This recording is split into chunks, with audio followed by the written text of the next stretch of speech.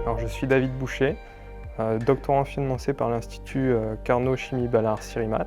J'ai réalisé mes travaux de recherche au sein de l'Institut Charles Garde de Montpellier et du Cirimat de Toulouse, sous la codirection de Claire Négrel, ingénieure de recherche au CNRS, et de Nadine Pébert, directrice de recherche au CNRS, ainsi que l'encadrement de Vincent L'Admiral, chargé de recherche au CNRS, et de Nicolas Cosset, maître de conférence à l'ENSIA7 de Toulouse. Mon projet de thèse avait un double objectif qui était de concevoir et synthétiser des revêtements de protection contre la corrosion biosourcés tout en y incorporant des propriétés d'autocicatrisation.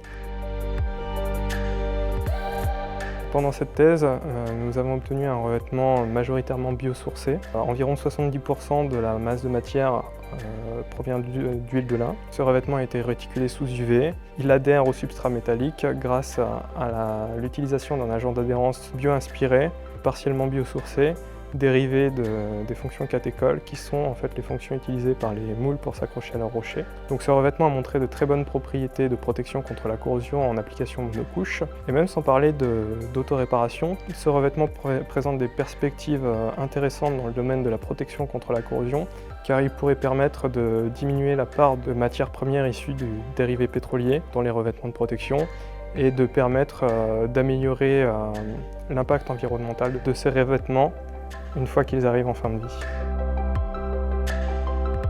Nous avons aussi développé un agent réparant basé sur un diacide bloqué avec des fonctions ester d'hémiacétal, une chimie qui est encore assez peu connue mais relativement prometteuse. Cet agent réparant a montré la capacité de pouvoir réagir sur demande avec la matrice pour induire une post-réticulation.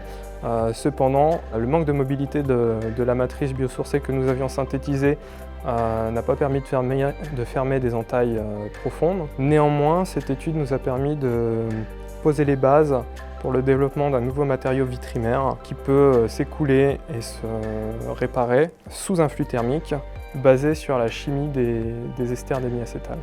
Pour la démonstration de concept de ce nouveau matériau vitrimère, nous avons utilisé un système simple, dérivé du polystyrène, que nous essayons actuellement d'appliquer sous forme de revêtement pour étudier son comportement en immersion. Ce matériau peut être intéressant pour le recyclage de matières plastiques, notamment puisque même si pour nous ce matériau était une étape transitoire vers le développement de matériaux biosourcés autoréparants pour la protection contre la corrosion, le polystyrène est l'un des polymères les plus utilisés dans l'industrie et la plupart de ces dérivés réticulés via l'utilisation d'un agent réticulant ne sont pas recyclables, ne sont pas réutilisables et nous pensons qu'ils pourraient l'être via l'utilisation de cette chimie. Une partie de ces résultats ont déjà été publiés, le reste le sera bientôt. Donc les suites envisagées pour ces travaux de thèse seraient d'étudier la recyclabilité des matériaux vitrimères que nous avons développés. Pour cela, nous sommes ouverts à des collaborations avec des partenaires industriels dans le domaine du recyclage. Une seconde suite que nous envisageons est de développer, de transposer cette technique de réparation de matériaux à des revêtements de protection biosourcés. Et pour cela, nous serions ouverts à des industriels dans le domaine de l'application de revêtements pour évaluer la possibilité de faire ces applications via des techniques industrielles.